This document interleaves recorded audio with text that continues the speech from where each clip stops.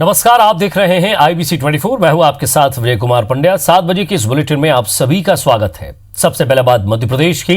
आत्मनिर्भर भारत के तहत आत्मनिर्भर मध्य प्रदेश का रोडमैप तैयार करने के लिए प्रदेश में वेबिनार आयोजित किया जा रहा है। वेबिनार में आज दूसरे दिन सुशासन विषय पर मंथन हुआ है। सीएम शिवराज सिंह चौहान ने कहा है कि प्रदेश की जनता को ईज ऑफ लाइफ देना सरकार का मकसद है।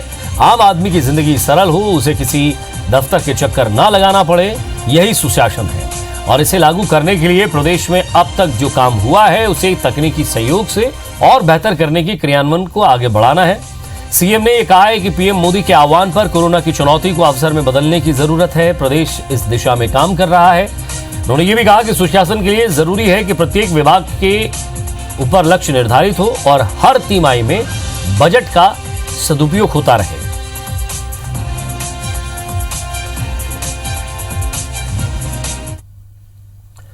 मध्य प्रदेश की शिवराज सरकार कमलनाथ की पिछली सरकार के आखिरी 6 महीने के फैसलों की समीक्षा करने जा रही है। बीजेपी सरकार ने इसके लिए 4 मंत्रियों के एक समूह को जिम्मेदारी सौंपी है।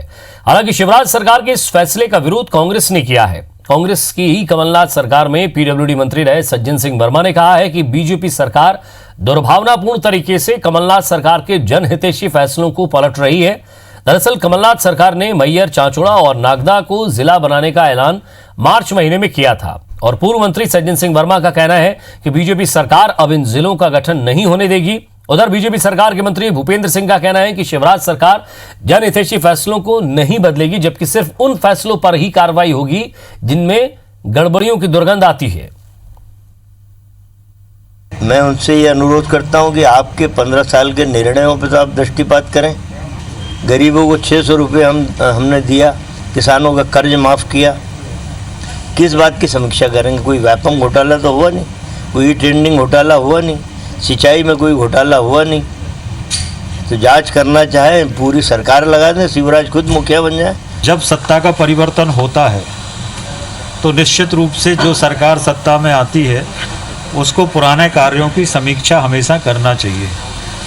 पुरानी सरकार ने कोई जनहित विरोधी निर्णय तो नहीं लिए और इसलिए ये समीक्षा करना चुनी हुई सरकार की जिम्मेदारी है। अयोध्या में राम मंदिर निर्माण के मुहूर्त को लेकर मध्य प्रदेश के पूर्व मुख्यमंत्री दिग्विजय सिंह और उनके छोटे भाई लक्ष्मण सिंह के बीच चल रही तनातनी पर पूर्व मंत्री सज्जन सिंह वर्मा ने बड़ा बयान दिया है। सज्जन सिंह वर्मा ने कहा है कि भगवान राम और लक्ष्मण त्रेता युग में पैदा हुए थे। कलयुग में इस तरह के लोग भी पैदा हो रहे हैं जो अपने पुरखों और वरिष्ठों पर सवाल खड़े कर रहे हैं। दिग्विजय सिंह और लक्ष्मण सिंह कितने पढ़े लिखे हैं, इसकी भी पड़ताल हो जाए। कौन विद्वान है, कौन कमजोर है, साफ हो जाएगा।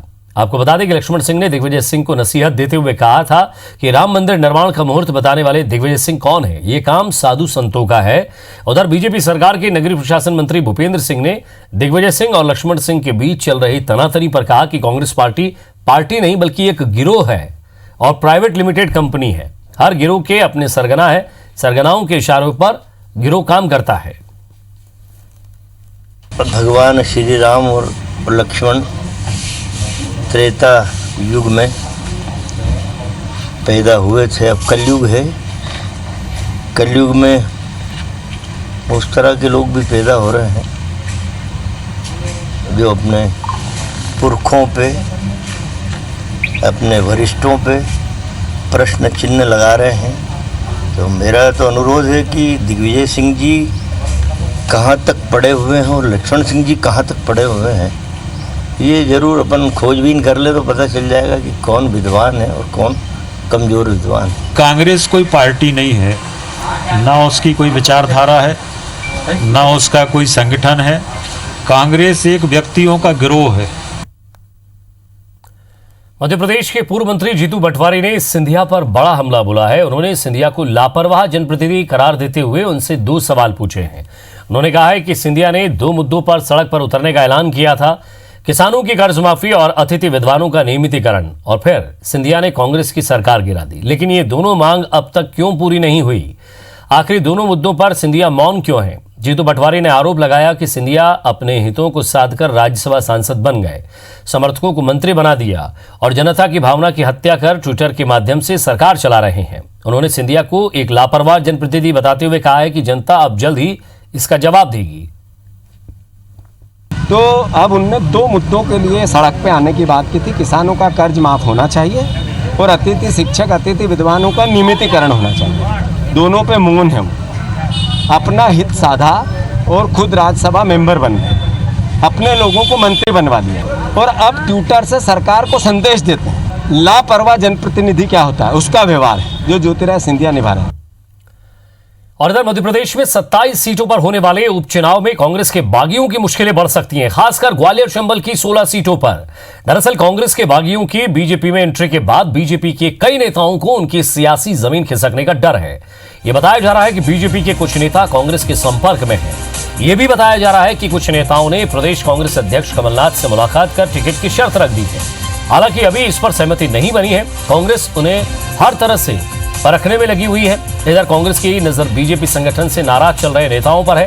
कांग्रेस का प्रदेश नेतृत्व चंबल क्षेत्र के कई नेताओं से संपर्क में है। इसमें पूर्व मंत्री अनूप प्रसाद, सतीश सिकरवार, पूर्व मंत्री राकेश शुक्ला, पूर्व मंत्री जय सिंह कुशवाहा, पूर्व विधायक परशुराम मुदगल, गजराज सिंह सिकरवार और रुस्तम सिंह जैसे नाम शामिल हैं। हालांकि बीजेपी का दावा है कि कांग्रेस कितने भी डोरे डाल ले, बीजेपी के लोग कांग्रेस में नहीं जाएंगे। कि बीजेपी के कई नेता ये चाह रहे हैं कि कांग्रेस पार्टी में आए, लेकिन उन सबकी चाहत है कि उन्हें टिकट दिया जाए। कांग्रेस पार्टी में चाहे विरोधी दल के हों, चाहे सामान्य लोग हैं, अगर वो कांग्रेस पार्टी में शामिल होते हैं तो उनका स्वागत है, उनको शामिल किया जाएगा। भारतीय जनता पार्टी की विचारधारा को समावेश अपनाने के लिए कई विधायक एक दूसरे के संपर्क में हैं। आप निश्चिंत रहिए, कांग्रेस नेतृत्वहीन हो चुकी है, जैसे पूरी तरह कांग्रेस छिन्न-भिन्न हो चुकी है। और मध्य प्रदेश की महिला एवं बाल विकास मंत्री इमरती देवी ने पूर्व सीएम कमलनाथ के उस ट्वीट पर पलटवार किया है जिसमें उन्होंने आंगनबाड़ी कार्यकर्ताओं को 4 महीने से आधा वेतन देने का आरोप लगाया था। मंत्री इमरती देवी ने कहा कि किसी आंगनबाड़ी कार्यकर्ताओं और सहायिकाओं को आधा वेतन नहीं दिया गया है, बल्कि उनके 2 महीने का वेतन रुका था, वो भी उन्हें दे दिया गया है। इमरती देवी ने बताया कि कोरोना संक्रमण के चलते ग्वालियर में एक आंगनबाड़ी कार्यकर्ता का निधन हुआ था। उसकी बेटी को 50 लाख रुपए की आर्थिक सहायता दी गई है, साथ ही उसे आंगनबाड़ी में नौकरी भी दी गई है। इमरती देवी ने कहा कि कांग्रेस के पास अब बोलने को कुछ बचा नहीं है, इसलिए वो झूठ बोल रही है। 10,000 तनख्वाह मिलती है, हमारी कार्यकर्ता को 5,000 हमारी सहायिका को मिलती है और पूरी वेतन मिलेगी। 2 महीना की तनख्वाह हमारी कार्यकर्ता की थी, 2 महीना की रुकी थी, वो पूरी हमारे तनख्वाह कार्यकर्ताओं के खाते में पहुंच गई। और विश्व आदिवासी दिवस पर पीसीसी चीफ कमलनाथ वर्चुअल सभा करने जा रहे हैं, जिसके जरिए वो आदिवासियों को संबोधित करेंगे। कमलनाथ वनवासियों और आदिवासियों से संवाद भी करेंगे। कमलनाथ आदिवासियों को बताएंगे कि उनकी सरकार ने आदिवासियों के लिए कौन कौन सी योजनाएं चलाई थी और उनके जरिए आदिवासियों को कितना लाभ मिल रहा था। कमलनाथ ये भी बताएंगे कि गुड गवर्नेंस के लिए कमिटेड सरकार को कैसे गिरा दिया गया। पूर्व मंत्री सज्जन सिंह वर्मा ने बताया कि कांग्रेस की सरकार न केवल आदिवासियों बल्कि समाज के हर वर्ग के लिए बेहतर काम करने वाली थी। हर वर्ष आदिवासी दिवस बड़े पैमाने पे कांग्रेस मनाती है। कोरोना का संक्रमण काल है, इसलिए वर्चुअल मीटिंग करने का कांग्रेस कमेटी ने निर्णय लिया है। आने वाले समय में उनके लिए हम क्या और अच्छी योजनाएं ला सकते हैं, उनके बारे में भी कमलनाथ जी वनवासी भाइयों से चर्चा करेंगे। और महात्मा गांधी के अंग्रेजों भारत छोड़ो आंदोलन की तर्ज पर स्वदेशी जागरण मंच की ओर से अब चीनी कंपनियां भारत छोड़ो अभियान चला रहे हैं। देश भर में यह अभियान आज से शुरू हो गया है। इंदौर में इसका असर दिखाई दे रहा है। इंदौर के रीगल चौराहे पर स्वदेशी जागरण मंच ने अभियान की शुरुआत की।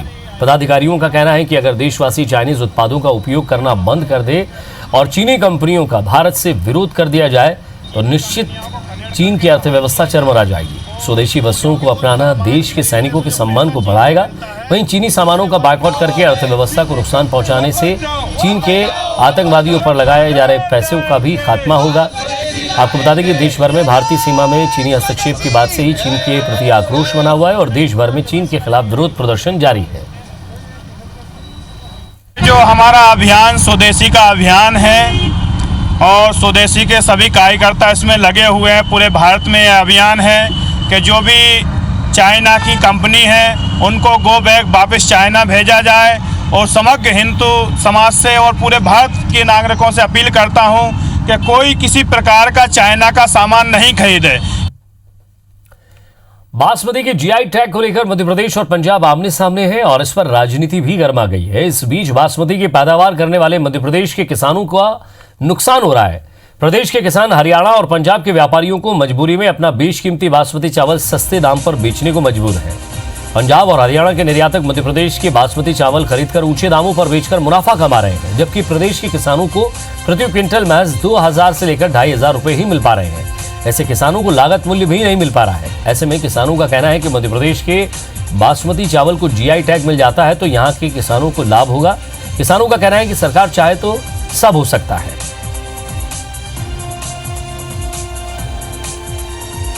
एक तो राजनीतिक खींचतानी, ऊपर से क्या है, हमारी धान हमारे चावल को ये लोग औने पौने दाम में खरीद के और उसी चावल को, चूंकि उनको टैग मिला हुआ है बासमती का, उसी को अपने नाम से बासमती के नाम से निर्यात कर देते हैं। तो हमारा जो किसान मेहनत करता है उसको उसका पूरा लाभ नहीं मिलता। लगभग कम से कम 3000 से लेकर 4000 रुपए तक का रेट मिलने पर किसान उन्नति कर पाएगा, नहीं तो मध्य प्रदेश का किसान कुछ दिन बाद धान लगाना ही बंद कर देगा। 5-6 साल पहले एक बार भी की थी धान 5000-4000 रुपए कुंटल। जब से लेके अभी तक सरकार तो वोटों की टाइम आती है तो उन्होंने कहा जैसा करेंगे वैसा करें किसानों को, और कुर्सी बैठने के बाद सब भूल जाती है। और विदिशा में किसानों से समर्थन मूल्य पर करीब 7 लाख टन गेहूं खरीदा गया था, जिसमें से 1,36,000 क्विंटल गेहूं गोदाम में सड़ चुका है, जिसमें से 17,000 क्विंटल गेहूं तो मवेशियों के खाने लायक भी नहीं बचा है। अब नागरिक आपूर्ति निगम इस गेहूं की नीलामी कर रहा है, जिसे 521 रुपए से 571 रुपए क्विंटल बेचा जा रहा है, जिसको लेकर कांग्रेस विधायक शशांक भार्गव राज्य सरकार पर सवाल उठा रहे हैं। विधायक का कहना है कि ये खराब गेहूं व्यापारियों को बेचा जा रहा है, जिसे व्यापारी दूसरे गेहूं में मिलाकर बेचेंगे, जिससे लोगों के स्वास्थ्य पर बुरा असर पड़ेगा। गेहूं को व्यापारियों को बेचा जाएगा 571 रुपये और 600 रुपये कुंटल में, तो उसका उपयोग व्यापारी क्या करेगा, और व्यापारी जब उसे किसी अच्छे माल में मिला के बेचेगा तो निश्चित रूप से हमारी जनता को खाने में नुकसान होगा। कोरोना संक्रमण के मामले में अब तक प्रदेश का दूसरे नंबर का हॉट स्पॉट रहा भोपाल अब इंदौर को पीछे छोड़ता जा रहा है। पहले नंबर पर पहुंचने वाला है भोपाल। 7 अगस्त तक के आंकड़ों के अनुसार एक्टिव केस के मामले में इंदौर में अब भोपाल से सिर्फ 78 मरीज अधिक है, जबकि 25 दिन पहले एक्टिव मरीजों का अंतर 350 से ज्यादा था। इंदौर में वर्तमान में 2060 कोरोना पॉजिटिव मरीज हैं जिनका अस्पताल में इलाज चल रहा है, जबकि भोपाल में ये संख्या 1982 है। और इसी तरह टोटल संक्रमण की बात की जाए तो इंदौर में भोपाल की तुलना में 758 मरीज ज्यादा है, जबकि 25 दिन पहले दोनों शहरों के बीच टोटल मरीजों में करीब 2000 मरीजों का अंतर था। यानी पिछले दिनों में इंदौर की तुलना में भोपाल में तेजी से मरीज बढ़े हैं। स्वास्थ्य विभाग का आंकलन है कि 1 से 2 दिन में भोपाल में इंदौर से अधिक एक्टिव मरीज हो जाएंगे, जबकि टोटल मरीजों के मामले में भी भोपाल में 1 सप्ताह में इंदौर से ज्यादा मरीज हो जाएंगे। इधर सरकार का कहना है कि कोरोना की रोकथाम के लिए हर संभव प्रयास किए जा रहे हैं। वहीं कांग्रेस का कहना है कि मध्य प्रदेश में कोरोना की गाइडलाइन का पालन नहीं हुआ है। शिवराज सिंह चौहान कोरोना ग्रसित हुए, उनके 6 मंत्री ग्रसित हुए, कई विधायक हुए। भारतीय जनता पार्टी ने पूरा मखौल उड़ाया देश के प्रधानमंत्री का। गृह मंत्री नरोत्तम मिश्रा ने इसमें विश्व रिकॉर्ड बना दिया। आज मध्य प्रदेश में 35,000 से 40,000 के बीच में मरीज हो गए, संक्रमित हो गए। 1000 से ज्यादा मौतें हो गई। कौन है जिम्मेदार? कोविड अभियान में किल कोरोना में धन की कमी आड़े नहीं आएगी। पैसा हमारे पास अन्य मदों में पर्याप्त रखा हुआ है। इंदौर में कोरोना मरीज मिलने का सिलसिला थमने का नाम नहीं ले रहा है। यहां भी इंदौर में अब तक मिले कोरोना मरीजों का आंकड़ा अगर देखा जाए तो 8,343 हो गया है। शुक्रवार रात को आई रिपोर्ट में 184 नए मरीज सामने आए हैं। इंदौर के ग्रामीण क्षेत्रों में भी कोरोना पहुंच गया है। बेटवा में एक ही दिन में 17 पॉजिटिव सामने आए, जिसमें एक ही परिवार के 10 सदस्य शामिल हैं। इंदौर जिले में अब तक 400 से ज्यादा मामले केवल ग्रामीण इलाकों से आए हैं। दरअसल ग्रामीणों की शहर में नियमित आवाजाही इसका कारण मानी जा रही है। अधिकारी मान रहे हैं कि अनलॉक के बाद ग्रामीण इलाकों में पॉजिटिव मरीज आने की दर बढ़ी है। वहीं नगर निगम अब ग्रामीण क्षेत्रों में जागरूकता पैदा करने की कोशिश में लगा है। आपको बता दें कि इंदौर जिले में अब तक 1,51,795 सैंपल्स की जांच हो चुकी है, जिनमें से 8,343 पॉजिटिव मिले हैं, जबकि 330 मरीजों की मौत हो चुकी है। जो लोग जान रहे हैं वो पहले से सावधान है, शहरी क्षेत्रों में भी, गाँवों में भी, लेकिन एक आम व्यक्ति को जन जन तक जाना है, क्योंकि एक व्यक्ति भी अगर जागरूक नहीं रहा और उसने लापरवाही की तो ये चेन जो है वो टूटेगी नहीं। इसलिए सभी लोगों को मतलब 100% जागरूकता को बढ़ना चाहिए, इसी प्रयास को किया जाएगा। जनता को जागरूक करने का ही प्रयास कर रहे हैं। ये बेसिकली किल कोरोना 2 जो अभी 1 अगस्त से 14 अगस्त तक के माननीय सीएम साहब के निर्देशन में जो अभियान चलाया जा रहा है, उसका मूल मकसद यही है कि लोगों में जन जागृति फैलानी है, ताकि वो सोशल डिस्टेंसिंग, मास्क और सैनिटाइजर का प्रयास का इस्तेमाल करें, जिससे केसेस निरंतर घट सकते हैं।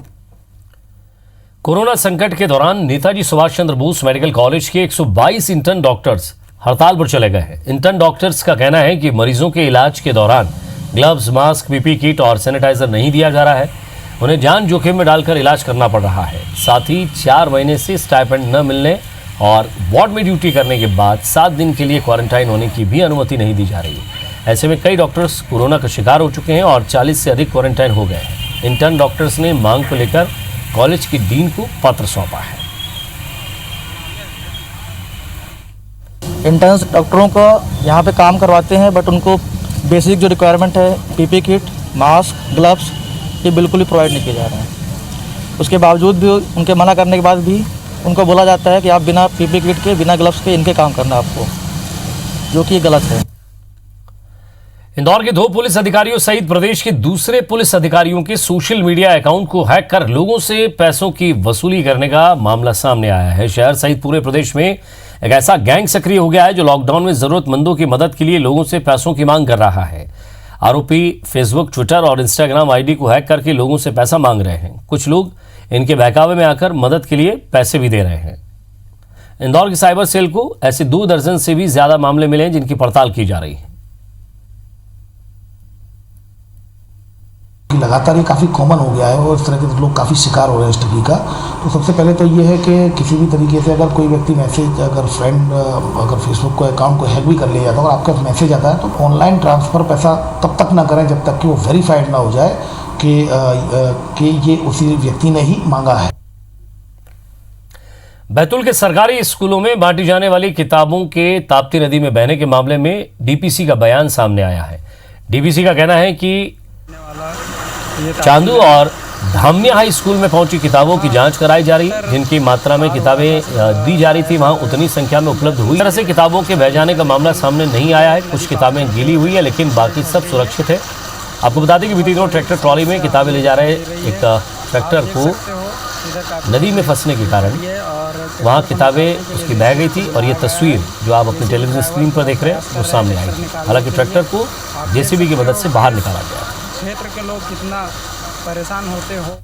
किताबें गिरी नहीं है, भीगने का जरूर मैं मान सकता हूँ कि शायद नीचे से पानी गया होगा तो भीगी होंगी। जितनी संख्या में इशू की थी उतनी संख्या विद्यालय में पहुँच गई। विकासखंड शिक्षा अधिकारी आज हमारे वहीं गए हैं, वो जैसी भी रिपोर्ट देते हैं उसके हिसाब से फिर वरिष्ठ अधिकारियों के संज्ञान में लाया जा करता था, सरकार वही करेंगे। और इसी के साथ फिलहाल इस बुलेटिन में इतना ही। खबरों के अपडेट्स के लिए आप देखते रहिए IBC 24। नमस्कार।